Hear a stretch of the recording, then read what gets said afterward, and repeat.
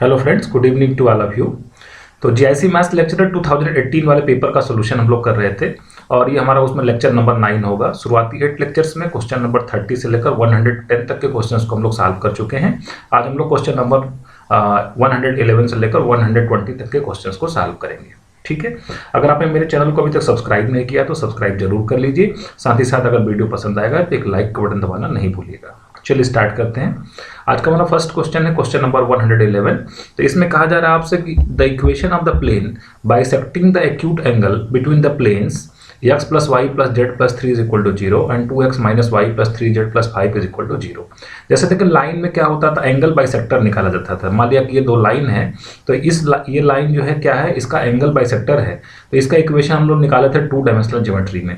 इसी तरीके से अगर दो प्लेन अगर इंटरसेक्ट कर रहे हैं, the equation of the plane bisecting the acute angle between the planes, अगर दो प्लेन इंटरसेक्ट कर रहे हैं तो उनके बीच जो एंगल बन रहा है उसको, जो एक्यूट एंगल बन रहा है उसको बाइसेक्ट करने वाले प्लेन का इक्वेशन आपको निकालना है। ठीक है, तो देखिए यहाँ पे कॉन्सेप्ट ये होता है कि सपोज आपका जो दो प्लेन दिए हुए हैं ना, x plus y plus z plus 3 is equal to 0 और दूसरा प्लेन आपको दिया हुआ है 2x minus y plus 3z plus 5 is equal to 0। तो सबसे पहले यहाँ पे जो कांस्टेंट है ना, इसको आपको पॉजिटिव बना लेना है। ठीक है, जिसको हम d1 d2 बोल रहे हैं कि d1 को आपको क्या बना लेना है, पॉजिटिव, और d2 को भी क्या बना लेना है, पॉजिटिव बना लेना है। ठीक है, मतलब हम इसको कंपेयर किससे कर रहे हैं, हम लोग कंपेयर कर रहे हैं a1x plus b1y plus c1z plus d1 is equal to 0, इससे हम लोग कंपेयर कर रहे हैं। और दूसरे प्लेन को हम लोग किससे कंपेयर कर रहे हैं, a2x plus b2y plus c2z plus d2 is equal to 0। ठीक है, इससे हम लोग कंपेयर कर रहे हैं। और सबसे पहले जो कांस्टेंट होगा उसको आपको क्या बना लेना है, पॉजिटिव बना लेना है।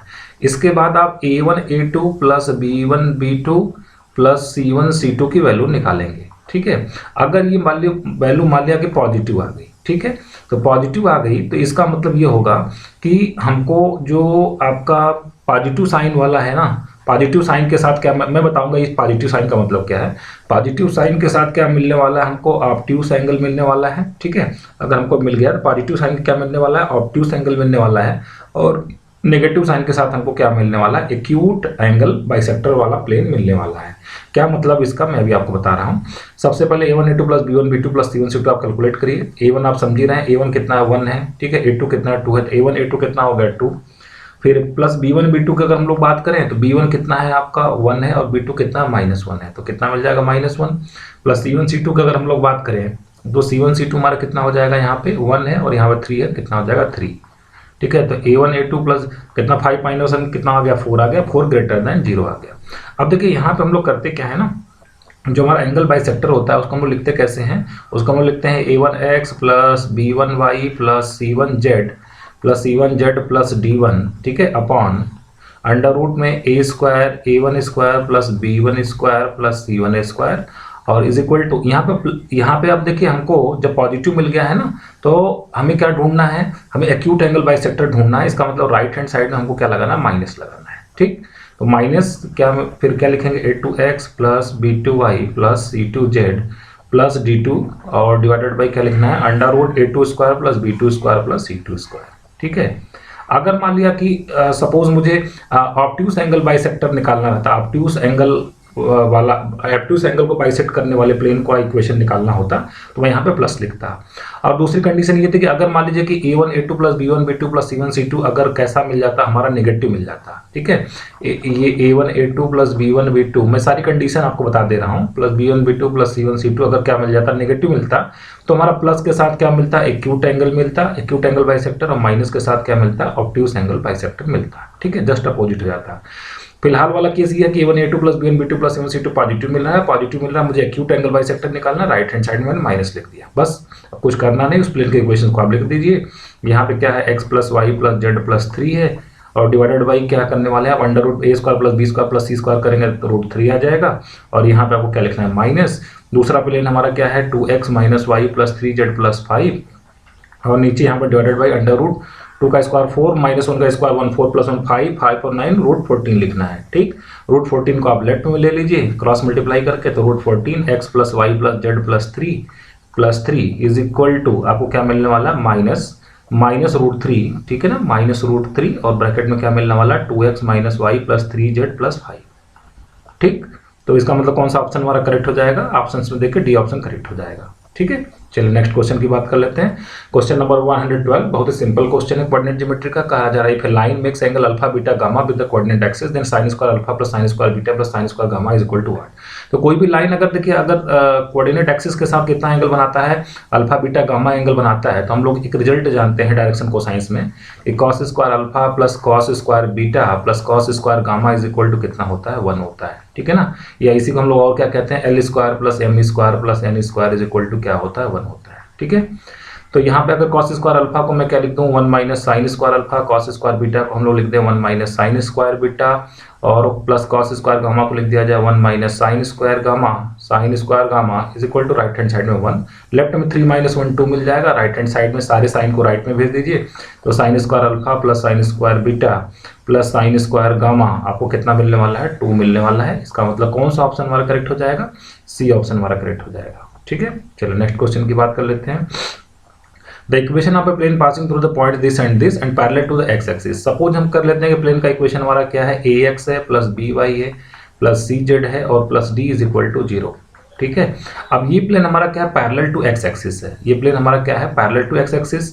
इसका मतलब ये हो गया कि इसका जो नॉर्मल हमारा होगा वो परपेंडिकुलर होगा। देखिए ये प्लेन हमारा है, सपोज ये प्लेन हमारा ये प्लेन है, कहा जा रहा है ये पैरेलल टू x एक्सिस है, ये मान लिया कि x एक्सिस है। ठीक है, ये हमारा कौन है, x एक्सिस है, ये x एक्सिस है, तो इसका नॉर्मल किधर होगा, इस प्लेन के परपेंडिकुलर होगा, मतलब वो x एक्सिस क्या होगा, परपेंडिकुलर होगा। हमारा जो नॉर्मल होगा इस प्लेन का जो नॉर्मल होगा वो x एक्सिस क्या होगा, परपेंडिकुलर होगा। ठीक है, अब x एक्सिस का डायरेक्शन कोसाइंस क्या होता है, 1 0 0। x एक्सिस का डायरेक्शन कोसाइंस क्या होता है, 1 0 0, और इस प्लेन के नॉर्मल का डायरेक्शन रेशियोज कितने हैं, a b c हैं, है ना। मैं कह सकता हूं कि इस जो x एक्सिस का डायरेक्शन रेशियोज मैंने ले लिया 1 0 0, और इस प्लेन के जो नॉर्मल है उसका डायरेक्शन रेशियो कितना होगा, ए बी सी। अगर दोनों परपेंडिकुलर है डॉट प्रोडक्ट कितना होगा, 0 होगा, मतलब a into 1 plus b into 0 plus c into 0 is equal to कितना होगा, 0। तो यहाँ से हमको a की वैल्यू कितनी मिल जाएगी, 0 मिल जाएगी। a की वैल्यू हम यहाँ पे इक्वेशन नंबर 1 में पुट कर दें, तो अब हमारा प्लेन किस में कन्वर्ट हो गया, by plus C Z plus d is equal to 0। अब दो पॉइंट दिए हुए हैं, एक पॉइंट है 2, 3, -4, तो 2, 3, -4 से ये प्लेन पास होता है, तो ये इसको क्या करेगा, सेटिस्फाई करेगा। तो जब मैं इसमें 2, 3, -4 रखूंगा, तो सबसे पहले y की जगह कितना रखना है, 3 रखना है, तो कितना हो जाएगा 3b -4c और plus d is equal to 0। और दूसरा पॉइंट हमारा जो है वो क्या है, 1, -1 and 3। Okay, if you substitute the value in the above equation, तो हमें यहाँ से क्या मिलने वाला है, हमें मिलेगा वहाँ y की जगह -1 रखेंगे तो -b और प्लस 3c और plus d is equal to 0। ठीक है, इन दोनों इक्वेशंस को अगर हम लोग सॉल्व कर दें, सब्ट्रैक्ट कर दें, माइनस प्लस माइनस, तो ये कट जाएगा, यहाँ से क्या मिल जाएगा 4b - 7c is equal to 0। मतलब b की वैल्यू यहाँ से हमको कितनी मिल जाएगी, हमको मिल जाएगा, या 4b इज इक्वल टू लिख लेते हैं, 4b is equal to 7c। इसको थोड़ा सा अच्छे से अरेंज कर लेते हैं हम लोग, इसको हम लोग क्या लिख सकते हैं, b/7 is equal to c/4 लिख सकते हैं, इज इक्वल टू k मान लेता हूं मैं। ठीक है, इज इक्वल टू k। ठीक है, तो b की वैल्यू कितनी मिल गई, 7k, b is equal to कितना मिल गया, 7k, c is equal to कितना मिल गया, 4k। और ये दोनों वैल्यू अगर हम लोग रख दें इक्वेशन नंबर, इसमें कहीं भी पुट कर दें, किसी इक्वेशन में पुट कर दें, तो जो d की वैल्यू आएगी वो कितनी आ जाएगी, -5k आ जाएगी। ठीक है, तो b सभी की वैल्यू k के टर्म में आ गई है। चलिए हम लोग इसको इक्वेशन नंबर 2 में पुट कर देते हैं। b इज इक्वल टू 7 के लिखना है, तो कितना हो जाएगा 7y, k तो कैंसिल हो जाएगा, और c की जगह क्या लिखने वाले हैं 4z, तो 7y plus 4z is equal to 5 हमारा प्लेन का इक्वेशन मिल जाएगा। ठीक है, आइए ऑप्शन से देख रहे हैं कौन सा ऑप्शन करेक्ट है, तो 7y plus 4z equal to 5, मतलब बी ऑप्शन हमारा करेक्ट हो जाएगा। ठीक है, नेक्स्ट क्वेश्चन थोड़ा सा कॉन्सेप्चुअल है, क्योंकि ऐसा क्वेश्चन जनरली नहीं पूछा जाता, थोड़ा सा लीक से हट के पूछा गया है क्वेश्चन। ठीक है, कहा जा रहा है कि if two lines x minus alpha is equal to 0 and y minus beta is equal to 0 are conjugate with respect to the hyperbola xy is equal to c square. ठीक है, तो देन कौन सा कंडीशन होल्ड होगा। तो सबसे पहले देखिए क्या होता है, कॉन्जुगेट लाइंस क्या होती है, टू लाइंस आर कॉन्जुगेट, है ना। दो लाइन कॉन्जुगेट कब होती हैं, मान लिया कि इस लाइन का ये दो लाइन हमारे कॉन्जुगेट तब होगी जब पहले का पोलर है ना, पहले का पोलर, मान लीजिए पोलर लाइन है। देखिए मैं अगर यहाँ पे सबसे पहले X Y is equal to C square का ग्राफ ड्रॉ कर देता हूँ। ठीक है, X Y is equal to C square का ग्राफ ड्रॉ कर देते हैं। ठीक है, तो रेक्टेंगुलर हाइपरबोला हमारा मिलेगा, rectangular hyperbola X Y is equal to C square. तो यहाँ पे देखिए कहा जा रहा है कि ये दोनों लाइन क्या है, कॉन्जुगेट है। कॉन्जुगेट है का मतलब ये हो गया कि अगर ये पोलर लाइंस हैं, अगर ये पोलर लाइंस है तो पहले वाले का पोलर जो है, जो पहला पोलर है वो दूसरे के पोल से पास होगा, और दूसरे का जो दूसरा पोलर है वो पहले के पोल से क्या होता है, पास होता है। उसमें हम दोनों लाइन को क्या बोलते हैं, कॉन्जुगेट लाइंस बोलते हैं। फिर से मैं रिपीट कर रहा हूँ कि देखिए मान लिया कि इसका एक पोलर मैंने खींचा, इसका एक पोलर लाइन खींचा, ठीक है, वो दूसरे के पोल से पास होता है, ठीक है। पोल और पोलर का एक कॉन्सेप्ट होता है, उसका थोड़ा सा देख लीजिएगा टेक्स्ट बुक में कि अगर पहले का, अगर जो पहला पॉइंट है मतलब पहला पोलर है, पहला एक पोल और पोलर, पहला जो पोल है वहाँ से पोलर खींचा, अगर ये दूसरे के पोल से पास होता है, और इसी तरीके से दूसरे का जो दूसरा पोलर हमारा है वो पहले के पोल से पास होता है, तो दोनों लाइन को हम लोग क्या बोलते हैं, कॉन्जुगेट लाइंस बोलते हैं, ठीक है। तो देखिए अब हम लोग इस क्वेश्चन को सॉल्व कैसे करेंगे। इस क्वेश्चन को सॉल्व करने का तरीका है कि आपको पोलर का इक्वेशन मालूम होना चाहिए। तो हम कहते हैं कि let x1, y1, let x1, y1 be the pole of the line, be the pole of the line, be the pole of the line, ठीक है। x minus alpha is equal to 0, ठीक है। मतलब मैं इसका मैं पोल ढूंढने की कोशिश कर रहा हूँ, इसको पोलर मैं मान रहा हूँ, ठीक है, और इसका पोल मैं ढूंढने की कोशिश कर रहा हूँ। मैं उसको मान लेता हूँ कि x1, y1 इसका पोल है, ठीक है। तो अगर हम लोग बात करें कि the polar of then the polar of x1, y1 then the polar of x1, y, अगर x1, y1 को आप पोल कर रहे हैं तो इसका पोलर क्या होगा, then the polar of x1, y1 with respect to X Y is equal to C square. X Y is equal to C square का पोलर का इक्वेशन x1, y1 पॉइंट के लिए क्या होगा, वो हो जाता है x1 प्लस y1, ठीक है, xy1 प्लस, एक मिनट जरा से इसको रफ कर देता हूं मैं, उसका इक्वेशन होता है पोलर का इक्वेशन हमारा हो जाएगा, that will be equal to what, xy1 और plus x1y is equal to 2c square. ये फॉर्मूला होता है, इसको आपको ध्यान में रखना पड़ेगा, ठीक है। तो ये हमने क्या कर दिया, ये अगर x1, y1 हमने कहा पोल है तो x1, y1 के रेस्पेक्ट में पोलर का इक्वेशन लिखा ये हमने, ठीक है ना। अब देखिए हम लोग ये कहने जा रहे हैं कि equation number 1 and equation number 2 are the same lines, है ना, फर्स्ट एंड, क्योंकि मैं इसको क्या मान रहा था, मैं तो इसको पोलर बोल रहा था, ठीक है ना, और ये भी पोलर का इक्वेशन है, x1, y1 के रेस्पेक्ट में ये भी पोलर है और ये भी पोलर है। तो 1 and 2 are same lines, 1 and 2 are same lines. तो सेम लाइंस है तो कोफिशिएंट्स का कंपैरिजन करवा देते हैं, तो क्या मिल जाएगा हमको, y1, ठीक है, y1, ठीक है, यहाँ पे x का कोफिशिएंट कितना y1, वहाँ पे x का कोफिशिएंट कितना 1, तो y1/1, और यहाँ पे y का कोफिशिएंट कितना है x1, वहाँ पे y का कोफिशिएंट कुछ नहीं है, 0 लिख देंगे, इज इक्वल टू, यहाँ पे कांस्टेंट टर्म 2c स्क्वायर है, वहाँ पे कांस्टेंट टर्म कितना है हमारा, अल्फा है, ठीक है। तो यहाँ से हमको क्या मिलने वाला है, यहाँ से हमको मिलेगा x1 इज इक्वल टू 0 और y1 इज इक्वल टू हमको कितना मिलेगा, 2c स्क्वायर बाई अल्फा मिलेगा, ठीक है। अब देखिए इसका मतलब ये हो गया कि हम लोग जो जिस पोल की तलाश कर रहे थे, therefore 0, 2c square by alpha is pole of what, x minus alpha is equal to 0। अगर आप x माइनस अल्फा को बोल रहे हैं पोलर है तो उसका पोल क्या होगा, 0, 2c स्क्वायर बाई अल्फा, ठीक है। तो अब देखिए अगर ये सेकंड लाइन भी पोलर है तो ये फर्स्ट के पोल से पास होगी, तो y माइनस बीटा को कहाँ से पास होना चाहिए, 0, 2c स्क्वायर बाई अल्फा से पास होना चाहिए, ठीक है। तो since given lines are conjugate,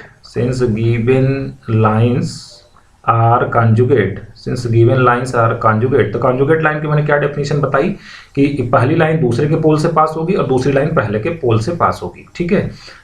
तो यहाँ से इसका मतलब क्या हो जाएगा, 0, 2c स्क्वायर बाई अल्फा, इसको क्या करेगा, सेटिस्फाई करेगा, ठीक है ना, will satisfy, therefore will satisfy किसको सेटिस्फाई करेगा, y minus beta is equal to 0 या y is equal to beta को, ठीक है। तो y की वैल्यू कितनी है, 2c square by alpha, right में कितना हो जाएगा, बीटा, तो यहाँ से क्या मिल जाएगा, यहाँ से हम लोगों को मिल जाएगा alpha beta is equal to 2c square, यहाँ से हमको मिल जाएगा alpha beta is equal to 2c square. इसका मतलब फर्स्ट ऑप्शन हमारा करेक्ट हो जाएगा। तो यहाँ पे कॉन्सेप्ट को ध्यान रखिएगा, ये दोनों लाइन को हम लोग कॉन्जुगेट लाइंस कब बोलेंगे, जब ये वाली लाइन पहले वाले के पोल से पास होती हो और दूसरी वाली लाइन पहले के पोल से पास होती हो, तो उसको हम लोग कॉन्जुगेट लाइन बोलते हैं, ठीक है। चलिए नेक्स्ट क्वेश्चन की तरफ बढ़ते हैं।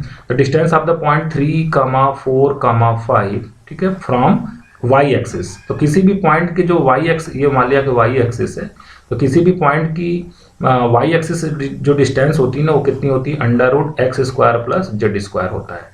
तो यहाँ से हमारा रिक्वायर्ड डिस्टेंस कितना आ जाएगा, √x² मतलब 9, z का स्क्वायर मतलब 25, कुल मिला के कितना हो जाएगा 34 हो जाएगा, √34।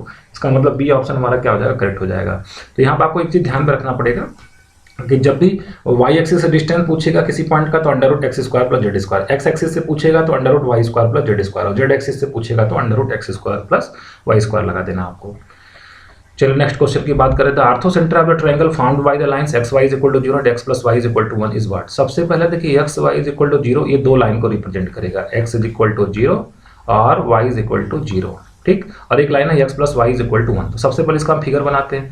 x = 0 तो y एक्सिस का इक्वेशन है और y = 0 किसका इक्वेशन है, x एक्सिस का इक्वेशन है। तो दो लाइन तो यही है, एक x एक्सिस और दूसरा y एक्सिस, और एक है x + y = 1। उसका ग्राफ कुछ ऐसा बनेगा। ये किसका ग्राफ हो गया, x + y = 1, और ये कौन सी लाइन है, y = 0, और ये कौन सी लाइन है, x = 0। तो इससे ये ट्रायंगल बन गया। इस ट्रायंगल का क्या पूछ रहा है, आर्थोसेंटर। अब देखिए आर्थोसेंटर ट्रायंगल में क्या होता है, इस चीज़ को आपको समझ लेना है। यहाँ से अगर इस वर्टेक्स से सामने वाले में मुझे क्या ड्रॉ करना, परपेंडिकुलर, और इस किसी भी दूसरे वर्टेक्स से भी सामने वाले क्या ड्रॉ करना, परपेंडिकुलर, और तीसरे से भी आप चाहे तो ड्रॉ कर लीजिए, वो भी यहीं से पास होगा। तीसरे वाले से भी सामने वाले साइड पे क्या ड्रॉ करना, परपेंडिकुलर। ये सभी एक पॉइंट से पास होते हैं और इस पॉइंट को क्या बोला जाता है, आर्थोसेंटर बोला जाता है।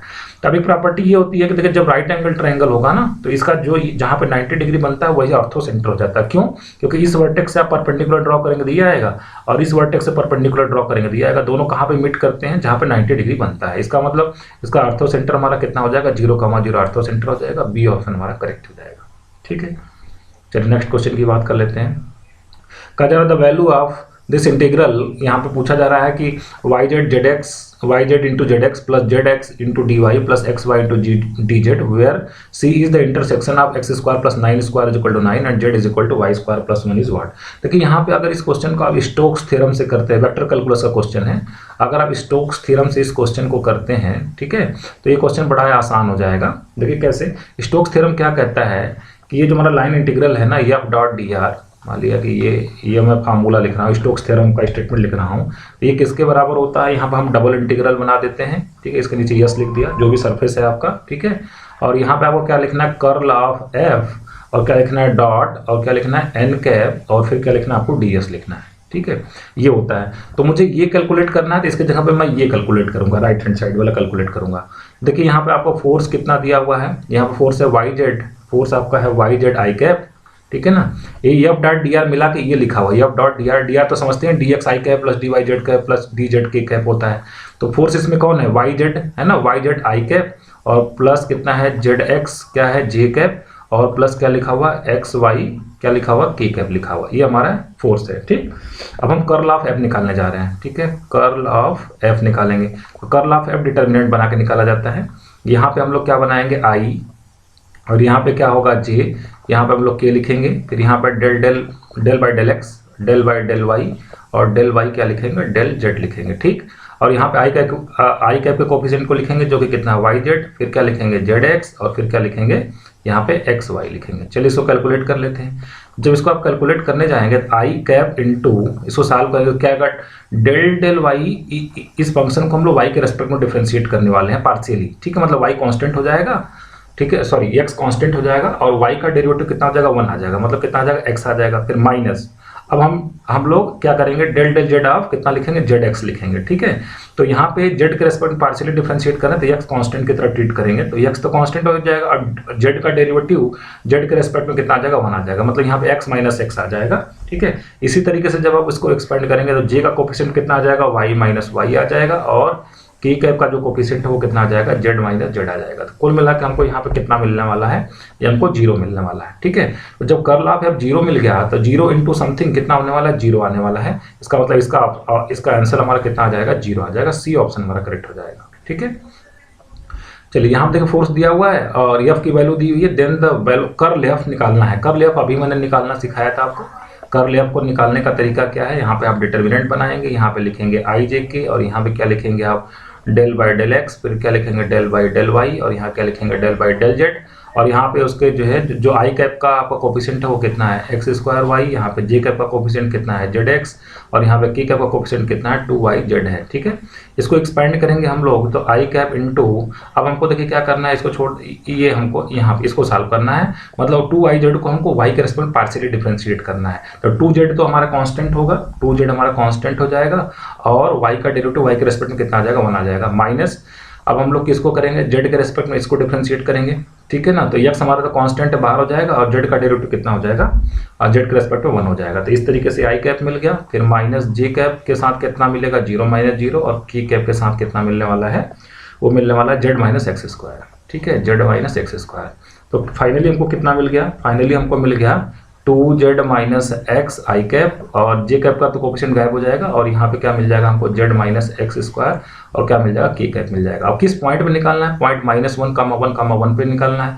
इसका मतलब हम x =-1 पुट कर देते हैं, y =1 पुट कर देते हैं, और z =1 पुट कर देते हैं। तो हमको ये कितना मिल जाएगा, this is equal to 3 I cap मिल जाएगा। तो कर्ल ऑफ f जो आपका मिल जाएगा किस पॉइंट पे, पॉइंट -1,1,1 पे कितना मिल जाएगा 3 आई कैप मिल जाएगा। सी ऑप्शन आपका करेक्ट हो जाएगा। ठीक है, क्वेश्चन नंबर 119 ये डायरेक्ट प्रॉपर्टी है, पूछा जा रहा है which of the following is the incorrect statement for the ring R. तो देखिए रिंग में a.0 = 0.0.8 तो फर्स्ट तो आता ही है, इसमें कोई प्रॉब्लम नहीं। ठीक है, मुझे चाहिए इनकरेक्ट, करेक्ट वाला नहीं चाहिए। ठीक है, ये तो करेक्ट होता है। दूसरी वाली प्रॉपर्टी भी होल्ड करें, तो रिंग की डायरेक्ट प्रॉपर्टी है, रिंग का डेफिनेशन ही आपको देखना है। फर्स्ट सेकंड थर्ड ये रिंग के लिए होल्ड करता है, चौथा वाला होल्ड नहीं करता है।